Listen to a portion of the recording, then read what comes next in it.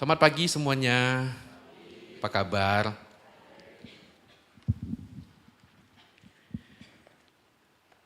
Pagi ini kita sama-sama kembali melanjutkan perenungan kita dari Injil Markus. Minggu lalu kita sudah sama-sama membahas, Ibu Margi minggu lalu sudah mengajak kita untuk memikirkan tentang kasihilah Tuhan Allahmu dengan segenap hati, segenap jiwa dan seterusnya. Dan satu poin penting yang diingatkan minggu lalu itu adalah kasihilah Tuhan Allahmu dengan akal budimu. Akal budi itu pikiran. Oke? Bapak Ibu Saudara, mari kita gunakan pikiran kita untuk mencintai Tuhan. Ya, caranya gimana?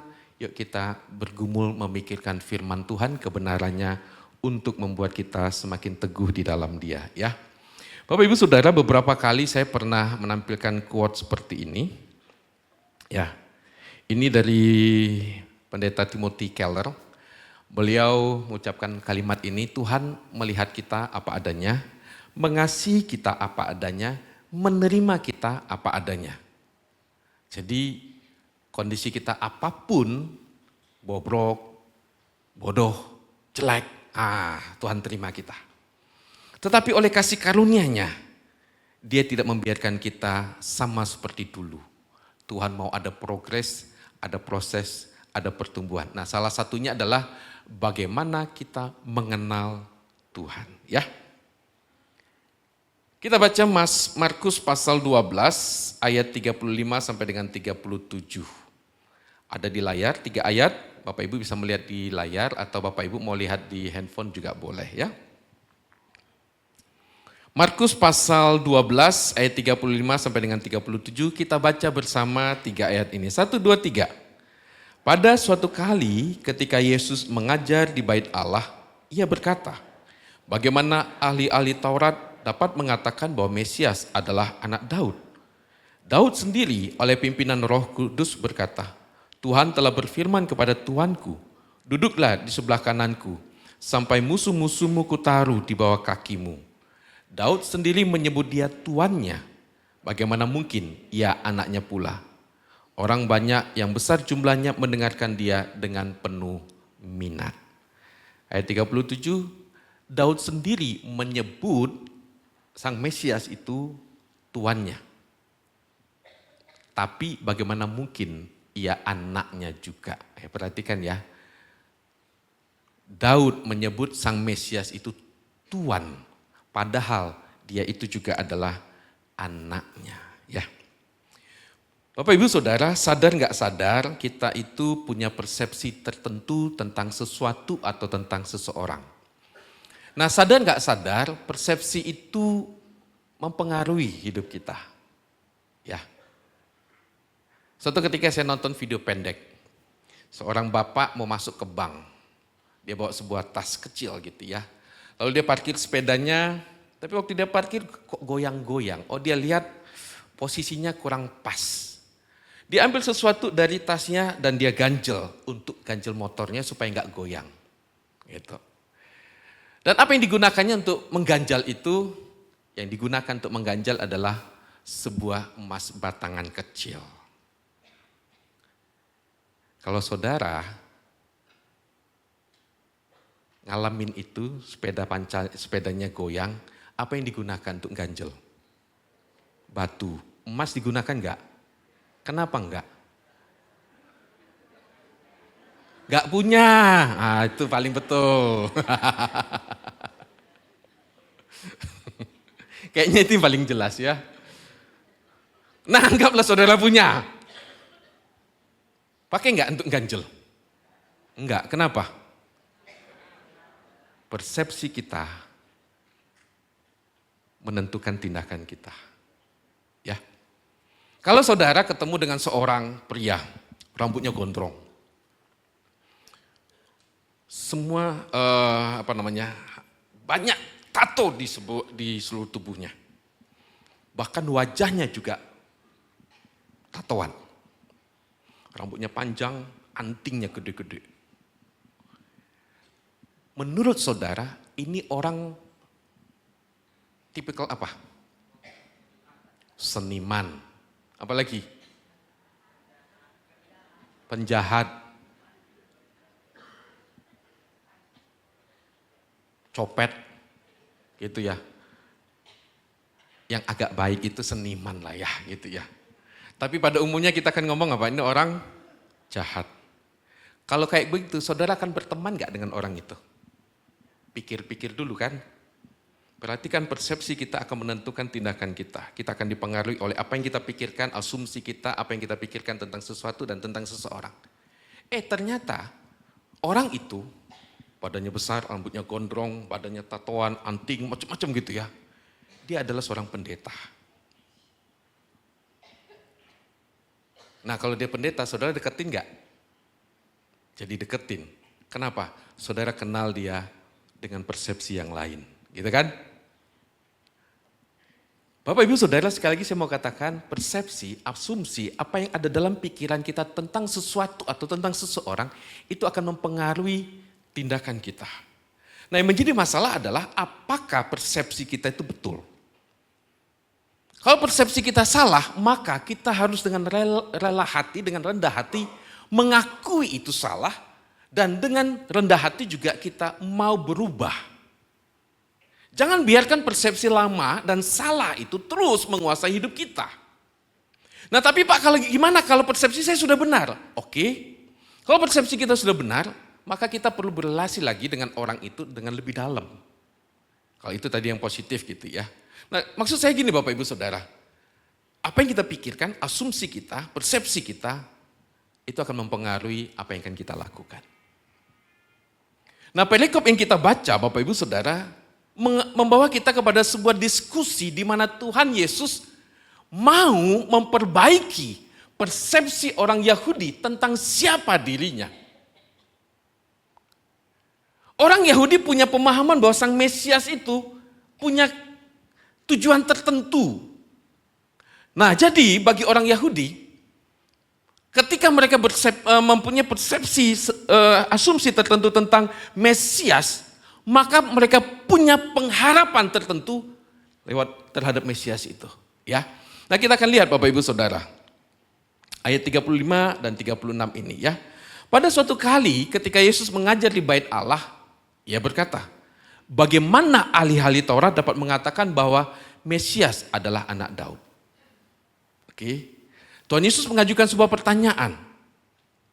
Kamu sudah diajari oleh para ahli Taurat bahwa Mesias itu adalah anak Daud. Nah ayat 36, sebuah kalimat yang Tuhan Yesus gunakan mengutip dari Mazmur 110. Daud sendiri oleh pimpinan Roh Kudus berkata, Tuhan telah berfirman kepada Tuanku, duduklah di sebelah kananku sampai musuh-musuhmu kutaruh di bawah kakimu. Nah Tuhan Yesus mau mengubah persepsi orang Yahudi tentang Mesias. Tuhan Yesus tidak menolak dirinya sebagai Mesias, tidak. Tapi dia mau mengoreksi bahwa ada yang salah dengan apa yang kamu pikirkan. Ada yang kurang lengkap dari apa yang kamu pikirkan tentang Mesias. Orang Yahudi, kalau kita memperhatikan kalimat ini, musuh-musuhmu kutaruh di bawah kakimu. Mereka sangat menantikan Sang Mesias itu. Untuk apa? Karena mereka berharap Mesias itu akan menaklukkan bangsa-bangsa kerajaan demi kerajaan dan membuat Israel menjadi bangsa yang hebat lagi. Mereka menantikan itu. Dan satu hal, kondisi konteks pada waktu itu adalah orang Yahudi dari waktu ke waktu mengalami penjajahan. Dan saat itu mereka sedang dijajah oleh Romawi. Karena itu tidak berlebihan kalau mereka punya ekspektasi, punya harapan yang begitu tinggi. Kami ingin keluar dari permasalahan ini. Kami ingin dilepaskan dari penjajahan Romawi. Bertahun-tahun, ratusan tahun kami dijajah, gak enak. Dan saat ini mereka kepingin Mesias itu datang dan menaklukkan semua musuh-musuh. Tapi Bapak Ibu Saudara, Tuhan mau mengoreksi. Tuhan mau membawa orang Israel kembali kepada apa yang Tuhan mau, ya. Nah, di dalam 2 Samuel pasal 7 ayat 16. Tuhan pernah mengucapkan satu kalimat dan ini menjadi sebuah janji Tuhan kepada Daud. Tuhan pernah berkata kepada Daud, keluargamu dan kerajaanmu akan kokoh untuk selama-lamanya. Di hadapanku, tahtamu akan kokoh untuk selama-lamanya. Artinya orang Israel tahu bahwa kerajaan Daud ini nanti akan muncul seorang raja yang hebat, yang besar. Karena ini janji Tuhan. Tapi sekali lagi Tuhan mau mengoreksi apa yang mereka pahami. Bapak Ibu Saudara, sekali lagi saya mau katakan Tuhan Yesus sebagai Mesias, dia terima itu. Yesus Mesias, iya. Dia keturunan Daud, iya. Dia tidak menolak bahwa secara silsilah, secara jasmani, dia keturunan dari Raja Daud, dari suku Yehuda. Tapi bukan cuma itu. Tuhan Yesus mau mengingatkan orang Israel, dia anak Daud, betul. Tapi dia juga adalah anak Allah. Yuk sama-sama sama saya katakan, Yesus anak Daud, tapi Yesus juga anak Allah. Sama-sama 1, 2, 3. Yesus anak Daud, tapi Yesus juga anak Allah. Satu sisi ada natur manusianya. Tapi sisi yang lain, Tuhan Yesus itu ada natur ilahinya. Ya. Nah, saya mau ajak untuk kita menelisik ayat ini. Ya. Bapak Ibu Saudara, ketika saya mempersiapkan khotbah ini, jujur saya bergumul. Saya ngomong sama istri saya, Ma, ini kayaknya khotbah ini kayak kuliah Kristologi Injil Markus. Ya. Tapi saya berharap Bapak Ibu Saudara pembelajaran hari ini membuat kita semakin kenal siapa Yesus. Di tengah-tengah banyaknya serangan yang dilancarkan oleh dunia tentang siapa Yesus. Ayat ini, perikop yang tadi kita baca merupakan salah satu perikop penting di dalam Injil Markus, dalam Alkitab untuk menyatakan bahwa Yesus itu adalah Allah.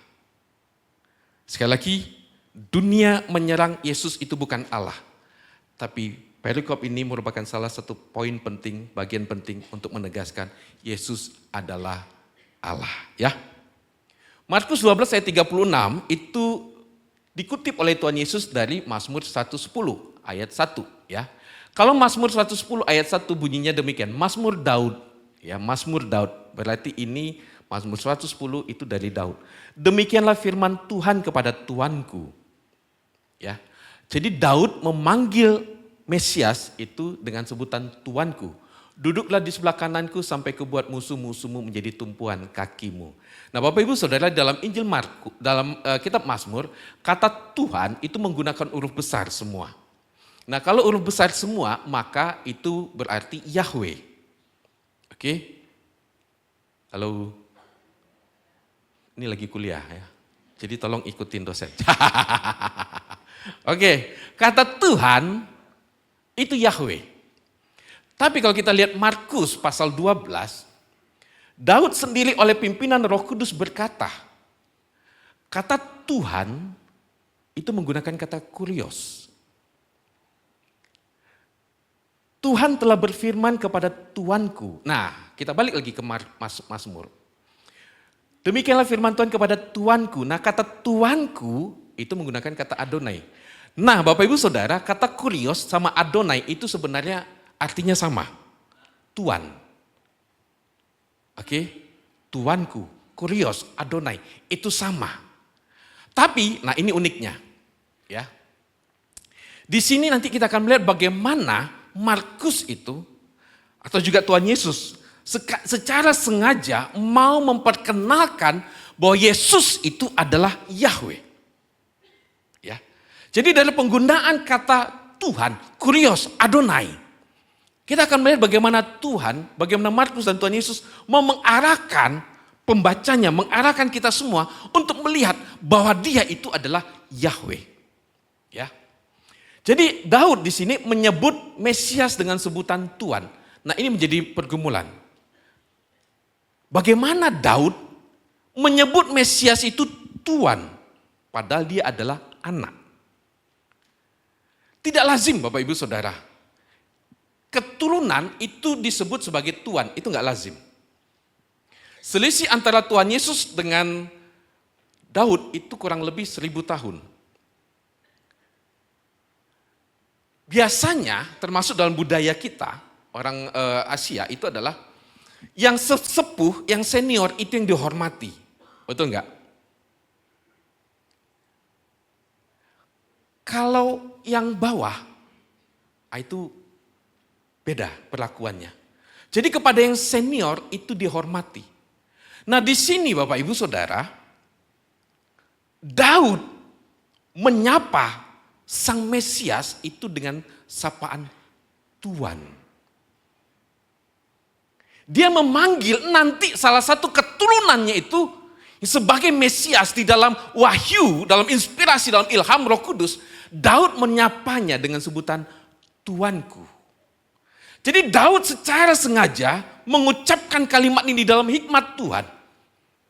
Dia memanggil sosok ini dengan sebutan Tuan.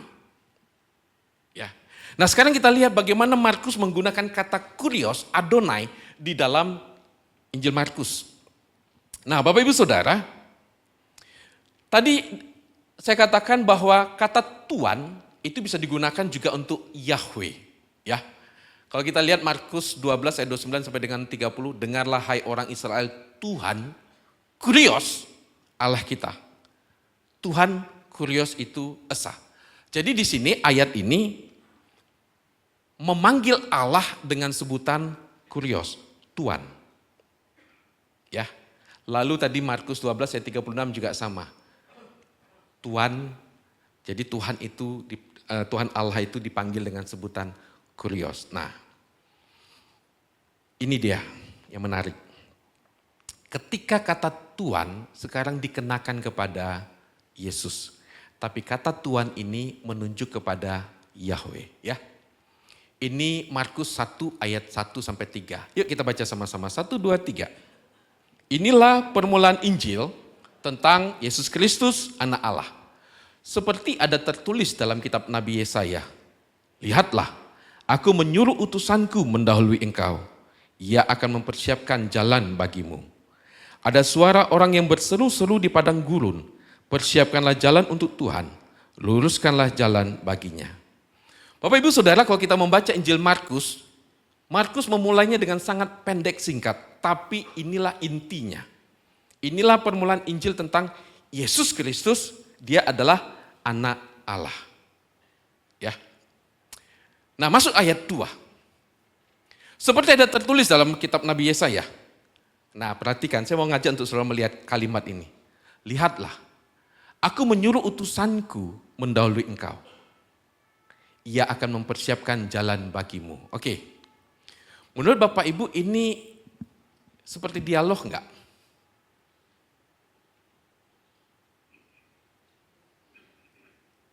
Ya, aku menyuruh utusanku untuk mendahului engkau. Ini Tuhan lagi ngobrol enggak? Kan lagi ngobrol ya.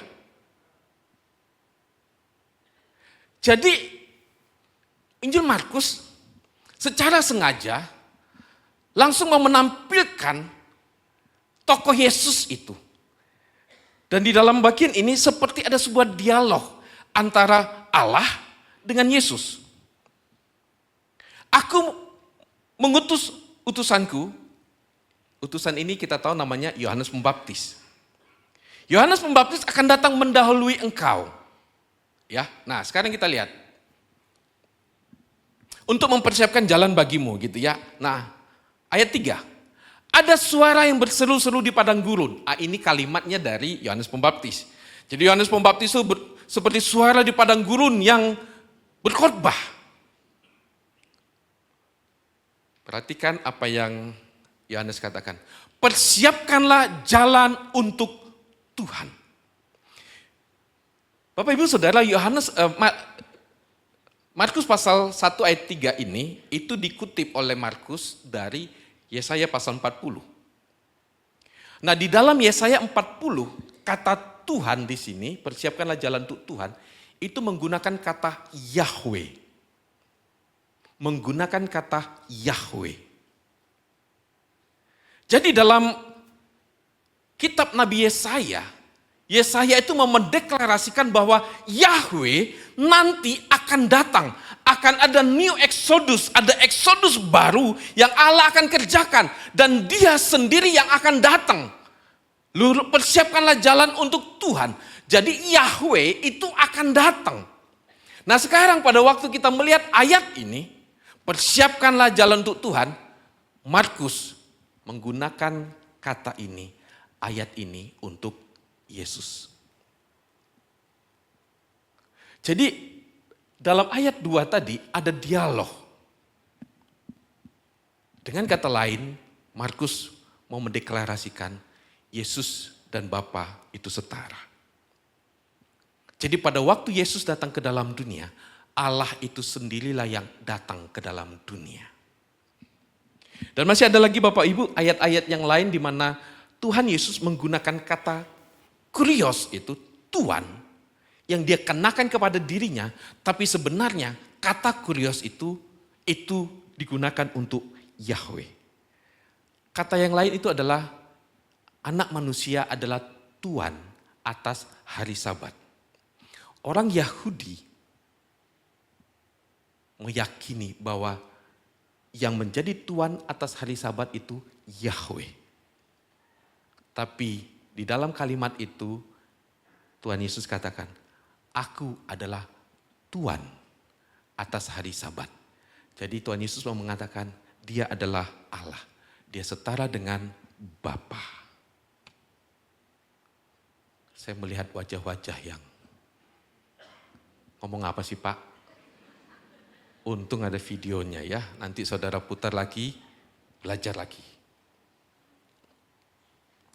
Bapak Ibu Saudara, dengan kata lain Tuhan Yesus mau mengatakan dia adalah anak Allah. Dia punya natur manusia? Iya. Dia lahir dari silsilah Daud. Tapi dia bukan sekedar manusia biasa.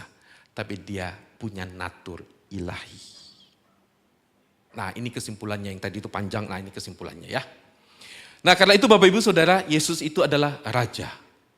Raja yang berdaulat atas segala sesuatu. Apa implikasinya Bapak Ibu Saudara? Yesus adalah Raja yang berdaulat atas segala sesuatu. Sama seperti seorang raja yang berkuasa atas sebuah kerajaan, maka Raja itu satu-satunya pemilik, satu-satunya Tuhan, satu-satunya penguasa dalam kerajaan itu. Dan tidak boleh ada yang lain yang disejajarkan. Itu dia seorang raja dalam sebuah kerajaan. Dia penguasa tunggal di situ. Nah Yesus menyatakan kerajaannya, otoritasnya sebagai raja ketika dia melayani. Jadi otoritas yang Tuhan Yesus pelayanannya itu menyatakan otoritasnya sebagai seorang raja. Dan kita sudah belajar Injil Markus dari pasal 1. Dan kita dibawa untuk melihat siapa Yesus. Yesus berkuasa atas alam semesta. Ketika badai di danau bergolak begitu hebatnya. Tuhan Yesus cuma ngomong satu kata sederhana. Diamlah, tenanglah. Kata-katanya powerful banget. Tidak ada yang bisa menaklukkan badai itu. Semua orang panik, tapi dia cukup dengan ngomong, diamlah, tenanglah. Dia juga berjalan di atas danau yang sedang bergejolak. Dia berjalan di atas air.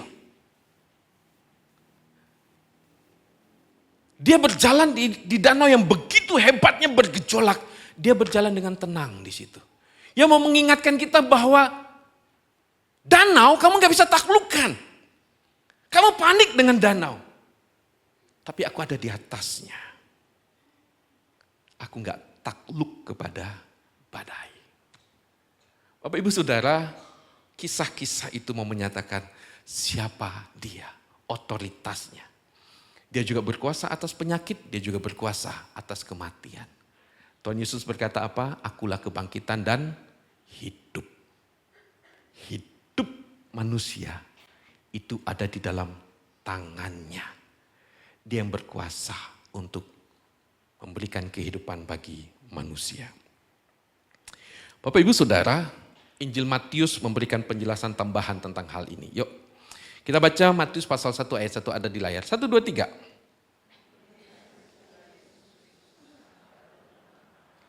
Inilah silsilah Yesus Kristus, anak Daud, anak Abraham. Siapa di sini yang suka baca silsilah di Alkitab? Coba angkat tangan. Ada yang suka baca silsilah? Saya yakin kalau udah baca silsilah kita semuanya bacanya cepat. Bahkan di skip. Ya toh? Tapi di sini silsilah itu penting. Matius memperkenalkan Yesus itu dari silsilah. Tapi silsilahnya adalah Yesus anak Daud. Nah kalau udah ngomong anak Daud, ini mau bicara tentang raja. Ya. Nah, Matius pasal 1 dimulai dengan silsilah tentang anak Daud. Matius pasal 28 ditutup dengan statement yang penting dari Tuhan Yesus. Kepadaku telah diberikan segala kuasa, di mana? Di sorga dan di bumi. Dia menjadi penguasa surga dan bumi. Dia ada silsilahnya dari Daud? Ada. Tapi dia bukan sekedar manusia biasa. Dia penguasa surga dan bumi. Nah karena itulah Matius 28 ditutup dengan kalimat penghiburan buat engkau dan saya. Dan ketahuilah apa? Aku menyertai kamu senantiasa sampai kepada akhir zaman. Karena dia itu Allah yang menguasai surga dan bumi, maka dia bisa berjanji. Dia bisa berjanji untuk memelihara engkau dan saya sampai selamanya. Kalau dia bukan Allah, nggak mungkin. Di mana Yesus kalau dia cuma manusia biasa? Gak mungkin dia bisa menyertai kita. Tapi karena dia adalah penguasa surga dan bumi, karena dia adalah Allah, maka dia bisa menjanjikan ini. Bapak Ibu Saudara, ini menjadi satu pemahaman yang penting buat kita. Ya. Nah apa implikasinya ini buat kita? Yang pertama Bapak Ibu Saudara, ingatlah. Karena dia adalah Tuhan, dia adalah Raja, yang berkuasa atas segala sesuatu, maka dialah yang menetapkan. Dia punya otoritas untuk menetapkan standar moral, kebenaran, kekudusan dalam hidup kita. Bukan kita. Perhatikan, Raja berdaulat, jadi dialah yang mengatur segala sesuatunya. Dialah yang mengatur, dia menetapkan standar. Ketika saya persiapan khotbah ini, saya diskusi sama istri saya. Ngobrol gitu ya, terus istri saya bilang gini, manusia itu memang kebangetan ya. Berdosa tapi belagak menjadi orang yang mau ngatur semuanya. Nah itu ibaratnya gini Bapak Ibu Saudara. Bapak Ibu misalnya punya sebuah usaha, Bapak Ibu pemilik usaha. Lalu salah satu karyawan Bapak Ibu belagak sebagai ownernya, setara dengan saudara. Kira-kira saudara akan ngomong apa dengan karyawan ini? Woi nggak tahu diri woi kan gitu kan. Loh kita bukan ownernya kok. Wong kita karyawan bawahan. Tapi kita belagak sebagai kita adalah pemiliknya. Jadi waktu saya diskusi sama istri saya bilang gini, kita itu manusia nggak tahu diri ya. Kita ini orang berdosa. Banyak salahnya. Dicintai Tuhan sedemikian rupa. Tapi sekarang kita mau ngatur-ngatur hidup kita. Itu namanya kita nggak tahu diri. Tapi pikir-pikir iya. Bapak Ibu Saudara, dialah yang mengatur. Ya, tadi malam kami ngobrol saya sama istri. Ngobrol tentang LGBTQ. Ya. Bapak Ibu Saudara, saya ngomongin ini bukan berarti saya itu menolak, membenci teman-teman kita, saudara-saudara kita yang bergumul dengan LGBTQ, tidak. Tapi saya mau mengajak untuk kita melihat apa yang Tuhan mau. Konsep ini, perilaku ini salah. Sekarang ini kalau Bapak Ibu memperhatikan di media sosial, ketika dunia mempublish ya tentang LGBTQ, kita dibombardir dengan begitu banyak gambar cerita tentang LGBTQ. Dan caranya itu unik. Mereka menyentuh perasaan manusia. ketika kita nonton, maka kita ada perasaan, iya ya, iya ya, iya. Sehingga Bapak Ibu Saudara, pikiran kita diubah. Sehingga nanti tanpa sadar kita menerima perilaku itu. Bapak Ibu Saudara, sekali lagi saya tidak benci orang-orangnya. Saya tahu mereka bergumul sedemikian rupa dengan situasi ini. Tapi perasaan kita tidak boleh membenarkan perilaku itu. Kita harus kembali lagi kepada apa yang Tuhan mau. Kalau Dia adalah Tuhan yang berkuasa atas hidup kita, biarlah Dia menetapkan standar dalam hidup kita. Bukan yang saya mau. Yang kedua, kalau Dia adalah Raja yang berdaulat, maka Dia sanggup untuk menemani kita dalam semua situasi. Indonesia hari-hari ini dalam kondisi yang amat sangat berat. Saya juga bergumul dengan semua situasi ini. Bagaimana ekonomi ke depan, bagaimana keamanan, dan sebagainya dan sebagainya. Bagi Bapak Ibu Saudara yang pernah mengalami tragedi 98, ini menjadi sebuah peristiwa yang menakutkan. Pada waktu tahun 98 itu saya ada di Jakarta, waktu itu kami kuliah, saya sama istri kuliah di Jakarta. Seram sekali kota Jakarta. Bayangan itu muncul lagi. Ya, Bapak Ibu Saudara doakan untuk Indonesia. Tapi Tuhan punya rencana bagi kita semua. Percayalah Tuhan akan memelihara kita dan memelihara bangsa ini. Beberapa bulan yang lalu saya beberapa rekan juga dari sini ada acara di Tawangmangu, ada retreat yang diadakan oleh Sinode ya. Dan dalam retreat itu ada satu sesi di mana peserta diajak untuk solitude. Solitude itu adalah waktu hening sekitar 2 jam lebih untuk merenungkan firman Tuhan, apa yang Tuhan sampaikan lewat firman itu. Waktu itu saya bergumul tentang anak kami, Meme.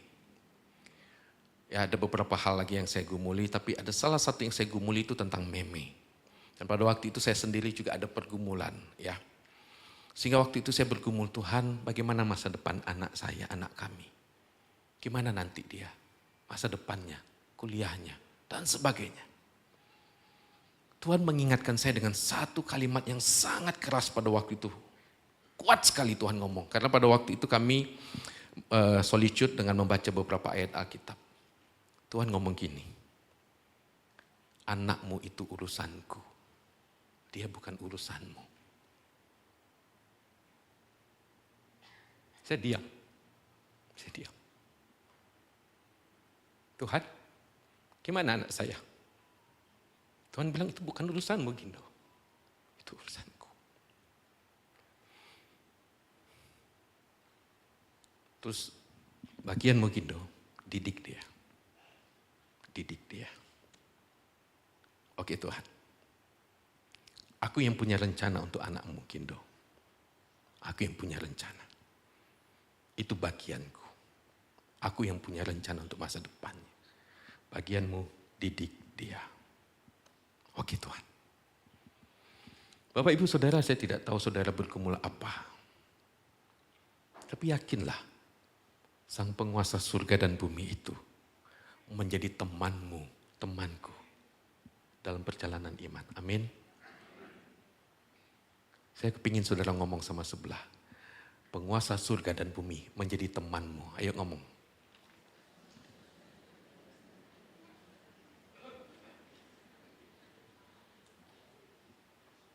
Bukan sembarangan yang menemani kita ya. Yang kedua Bapak Ibu Saudara, kalau dia adalah Raja yang berdaulat, nah Yesus itu Raja yang mengasihi dan melayani. Ini sesuatu yang menakjubkan. Orang Israel tadi Bapak Ibu Saudara berharap Mesias itu akan membebaskan mereka dari penjajahan Roma. Tapi kalau kita lihat perikop berikutnya, Tuhan Yesus menyampaikan pesan bahwa dia adalah Raja yang akan membebaskan manusia bukan dari pemerintahan Romawi, tapi dari penguasaan dosa, maut, dan iblis. Tapi caranya adalah dengan dia datang ke dalam dunia, mengasihi, melayani, merendahkan dirinya sedemikian rupa. Bapak Ibu Saudara, ini sesuatu yang menakjubkan. Sang penguasa surga dan bumi itu datang ke dalam dunia.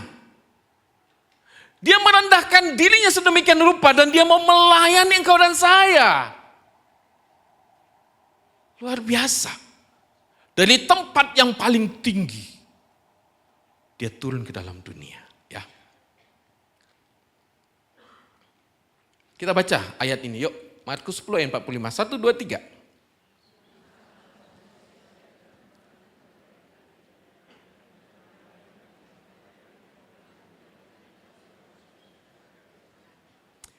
Tuhan Yesus berkata, ini kalimat Tuhan Yesus, karena Tuhan Yesus berkata, aku datang bukan untuk dilayani. Ayo saya mau tanya, Bapak Ibu lebih suka dilayani atau melayani? Bapak-bapak lebih suka dilayani atau melayani? Dilayani. Siapa yang melayani? Istri. Saya mau tanya ibu-ibu. Ibu-ibu lebih suka dilayani atau melayani? Siapa yang melayani? Enggak dilanjut ya, suami. Ngomong.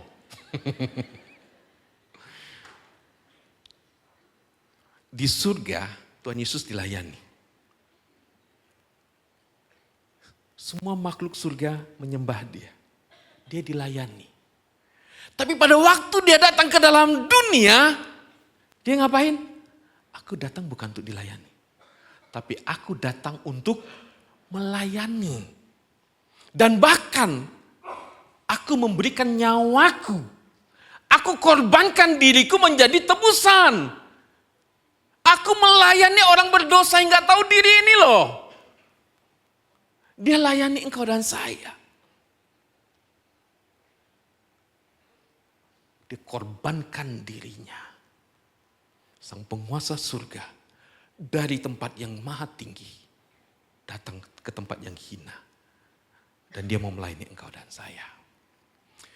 Filipi pasal 2 ayat 5 sampai dengan 8. Yuk kita baca sama-sama. 1, 2, 3. Kristus Yesus yang walaupun dalam rupa Allah tidak menganggap kesetaraan dengan Allah itu sebagai milik yang harus dipertahankan. Melainkan telah mengosongkan dirinya sendiri dan mengambil rupa seorang hamba. Dan menjadi sama dengan manusia. Dan dalam keadaan sebagai manusia, ia telah merendahkan dirinya dan taat sampai mati. Bahkan Kristus yang adalah Allah. Tapi dia dengan rela hati merendahkan dirinya. Dia Allah. Tapi demi manusia, dia rela merendahkan dirinya. Dan bahkan dia mati di tempat yang hina, kayu salib. Dari tempat yang paling mulia, turun ke tempat yang hina. Wow. Itu yang dilakukan oleh Tuhan kita. Kalau kita lihat ini, seharusnya mengubah pandangan kita tentang siapa kita. Kalau sang yang maha tinggi, yang dipuja di surga, turun, merendahkan diri. Nah, siapa kita? Kita yang seringkali meninggikan diri. Kita yang seringkali mempertahankan ego kita sedemikian rupa. Kita belajar dari Tuhan Yesus.